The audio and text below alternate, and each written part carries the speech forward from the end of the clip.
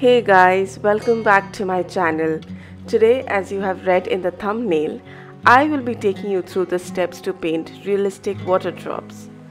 This was an acrylic painting that I had posted on my Instagram a couple of weeks before, and I got so many messages from you to make a tutorial. So here it is. I will take you through every little detail needed to create this realistic looking drops. Today I will be using watercolors in my demo, but feel free to use gouache, poster colors or even acrylics as the method will be the same. So here I am showing you my color palette. You don't have to stick to this, but the first color I am using is violet, the second is permanent pink, and the third color is cobalt blue. So these will be the main colors. For the highlights, I'm using gouache. This is from Bistro, but you can use any brand of your choice. And for the shadows, I will have a choice between Payne's Grey or Indigo. A jar of water for watercolors, of course. And for the brushes, I'm using my Princeton Heritage size 6 round brush. I love this one as this is a medium-sized brush with a fine tip for detailing. Alternately, you can also use a detailing brush like this one from Bistro.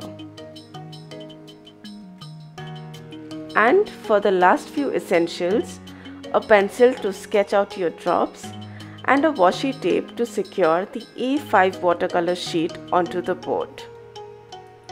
Now, let's get to studying the basics of sketching a realistic water drop. Let us start with the side profile of a drop resting on a surface. Let's assume the light is hitting from the top right corner. The shadow then forms on the bottom left.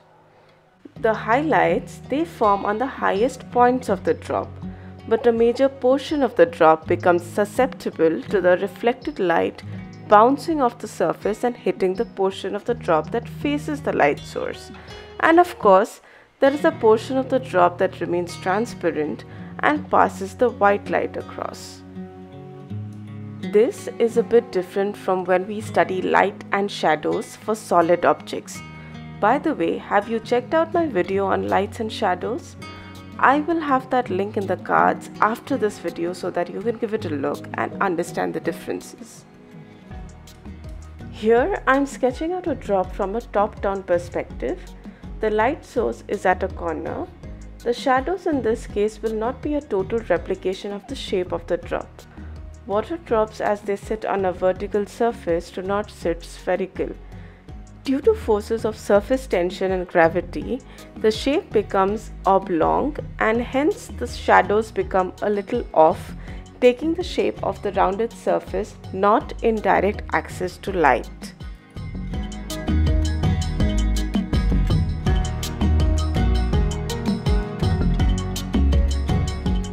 Here I am also showing you how the shadows become different when the angle of the light source changes.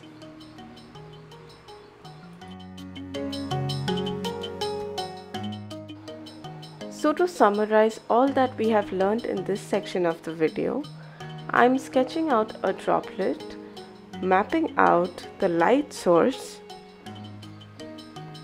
defining the shadow. And remember, the shadow is offset, it is not the exact replication. So here my shadow is oblong in shape.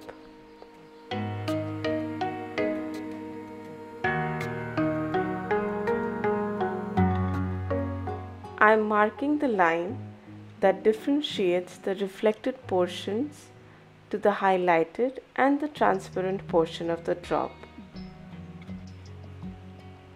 Unlike a solid surface, where the top half of the spherical body is highlighted and the bottom half is dark, in a transparent drop it is actually the reverse. The top half receives the reflected light bouncing off from the surface, while the bottom half retains the transparency of the drop, allowing the light to move across. Okay, I hope this hasn't been boring. Let's just jump straight into the fun part, painting these drops with watercolors. I'm going to start off by sketching these droplets, because in watercolors it's very important to keep these areas pristine clear. You wouldn't have to do this if you were painting in acrylics or gouache or even poster colors, because those are opaque mediums and they can be layered one on top of the other. But in watercolors, preserving the white spaces becomes very crucial. So here I'm sketching out the water droplets, and I'm going to use an eraser to erase the extra graphite marks, because I don't want them to show through from the translucent watercolors. I had actually forgotten to mention a wash brush in the art supplies section. I am using a 1-inch wash brush. This is a brush I have had since I think 12 years ago, and it still does an excellent job of giving an even wash of water across my paper. If you see, I am carefully avoiding the areas of the droplets because I want to preserve the white areas when I do the wet on wet technique. So now I start off with permanent pink from my palette. If you see, I'm not giving a flat wash of pink, as I would like to see an interesting pattern in the background when all of this dries down. Later on, you'll also see me adding violet and blue. But again, I've left some white spaces in the background because in the wet on wet techniques, it's magical to see how the watercolors move into each other and give a seamless blend. Now let me show you how to give the first coat on these two drops. I start off with violet and concentrate the colors on the top half of the drop. I will now add cobalt blue and allow the two colors to mix into each other. I go back for more pigment because I want this area of the droplet to be the darkest. So you'll see me adding more cobalt blue and violet here.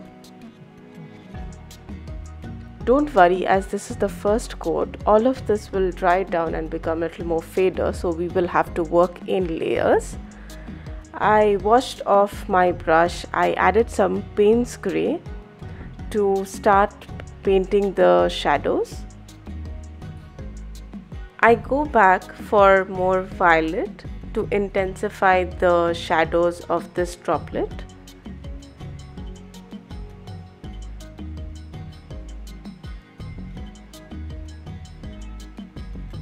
I was checking if the first layer in drop 1 had dried so that I can go in with the second layer.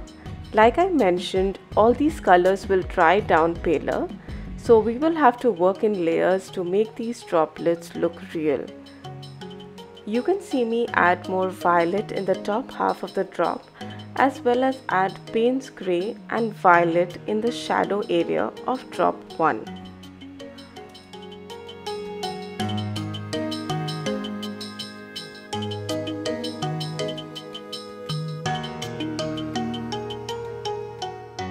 Now I wash my brush and go back to droplet number 2.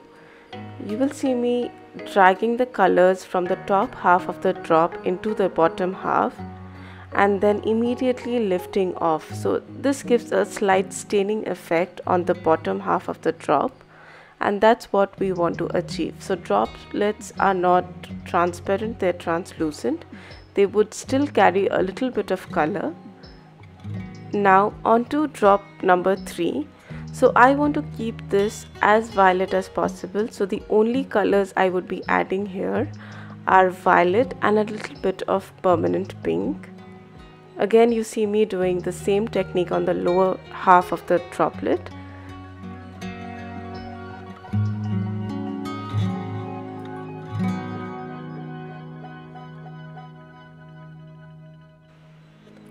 I've kept the colors of the shadows as consistent as possible in this study. So here I'm taking Payne's Grey, but in case you want to choose indigo or even ivory black, that's fine. The only suggestion I would give is to keep a consistent color profile across your painting. Typically, I wouldn't recommend ivory black because nothing in nature is absolutely black in color. So that's why I have this newfound love for Payne's Grey, because it still has the dark tint, of course, but it's not as staggeringly black as ivory black is. So now in the final layers, I'm going back with the darkest value I can bring up from all the violets and the blues in each of these droplets, because after this we will be starting to give the highlights and there would be no going back. So this is the last layer where you can put in the maximum pigments in all these droplets. So in today's study, I had not used masking tape or masking fluid, but you can definitely use them. What I have experienced is that masking fluid doesn't perform well if you are not using them on a 100% cotton paper. And since these 100% cotton papers are usually very expensive, I wanted to show you a method that can still give you realistic looking drops without splurging on 100% cotton paper and masking fluid. Now for the highlights, I'm taking white gouache, but you can use white poster colors or even white acrylics. I'm first mixing a little water to this otherwise opaque pigment, and I start painting on the translucent area of the droplets just to define the edges, because as we have done wet on wet in the inside of these droplets, there's a high chance that we have lost the sharp edges. So this helps me bring those back.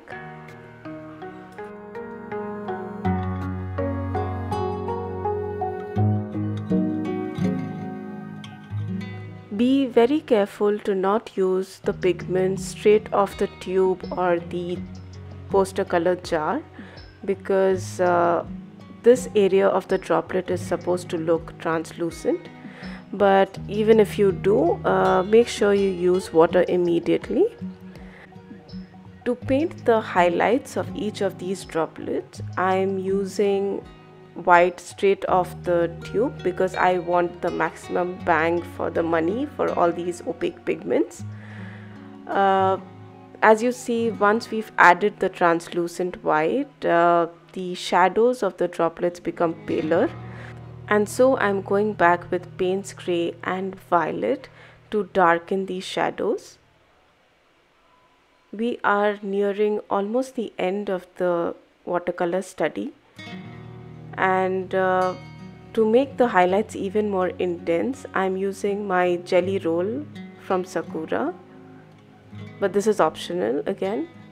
And this is the final look of the water droplets that we've painted together. Thank you for watching, and I'm eager to seeing you on the next one. Bye for now.